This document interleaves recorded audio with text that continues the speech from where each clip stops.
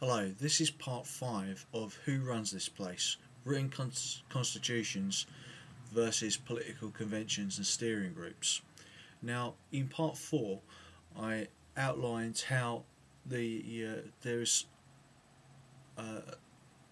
parallel structures to legitimate government, such as organised crime, such as business, such as terrorism, such as institutions which are not strictly speaking government, but they are not elected, but they have governmental functions. Okay. Now I'm not talking specifically about NGOs, but there are there are institutions which are not elected, which are to do with the issue of governance. For instance, central banks. Central banks are not elected, okay, yet they have the lion's share of the effect on our economy, okay. So there are these parallel structures. Why is this, and why should there do groups act in this way? Well, I'm going to try and cover in this talk the groups that I would argue are legitimate, okay? And I'll tell you the reason why, for a practical reason. Okay, right, now groups for business reasons or ideological reasons try to carve out a state within a state. That's what parallel structures are.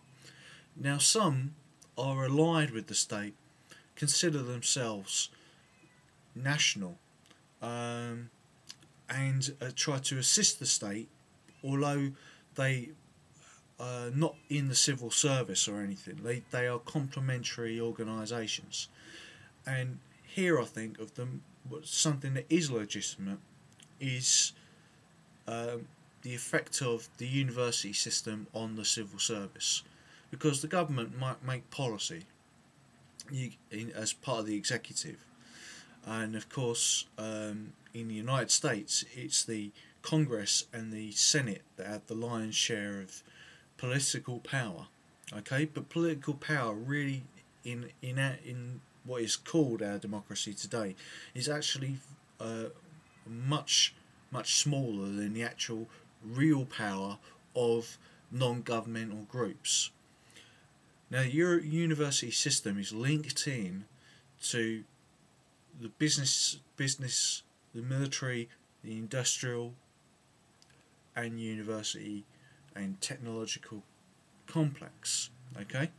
I don't want to use the phrase military industrial complex because it makes it sound like there's an inherent conspiracy by the business and military and political class against the people, and it's not quite like that. We haven't got Bin Laden's in the Oval Office, okay, or the Prime Minister. In many regards, the Prime Minister and the President of the United States have become figureheads. They've become orators, and this is a clear difference between them and the election of Herman von Rompuy to the European Union, okay, because he is actually a trained economist, and this is the way that the Europeans seem to be going, for expertise over personality, okay. Now you may say, well, government issues laws, but are those laws really being followed through, or is it other agendas being followed through? Well, it's not quite that simple, okay. We might say a written constitution is a good thing, and I believe in written constitutions. I believe in the United States Constitution and the European Constitution because you can read them and hold governments to account. But in a realist worldview, there are always actors within the state, different factions, trying to carve out their own personal fiefdoms, and this is just the same in the West as it is in the East, and it would be naive to think so. You only have to look at how the City of London captured the regulators in the Bank of England, okay, or the FSA or the new Labour government, okay. It captivated them the through their expertise and their genius, okay, because of course the City of London is the home of international inter-border banking, okay, and their financial products. There's vast amounts of financial products. Joseph Stiglitz has even said that he's a world famous economist. Has even said that financial products should be put through a series of tests that they do not cause harm, in the same way that we would put drugs onto the market. Okay. Now, above the actual university professors themselves, or okay, because it sounds ridiculous that the university professors run the country or something like that.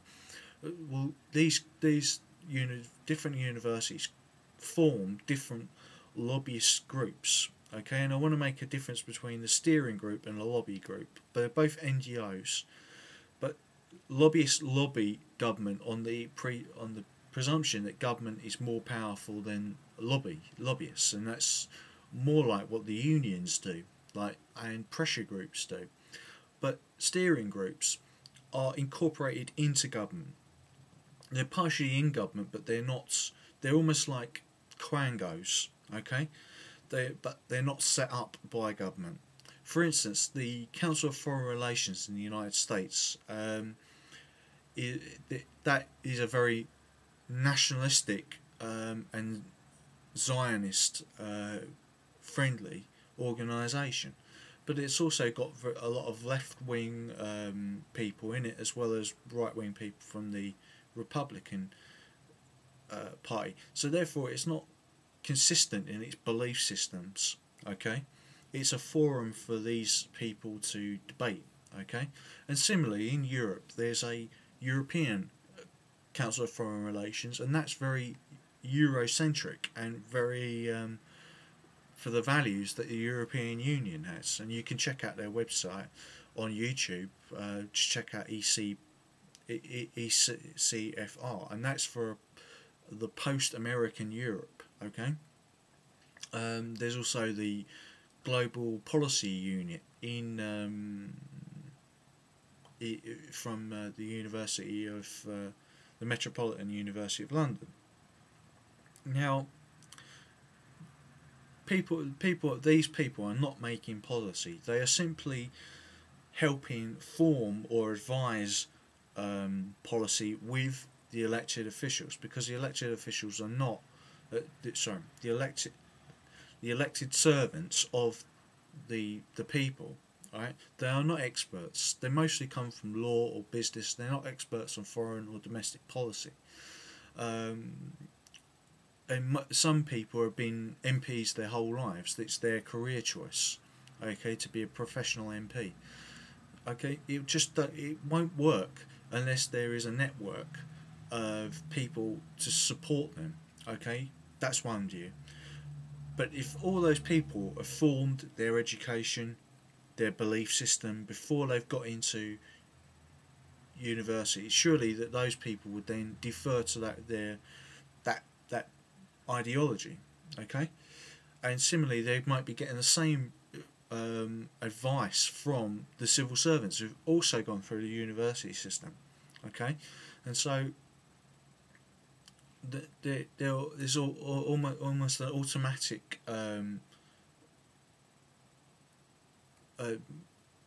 acceptance of that of that advice.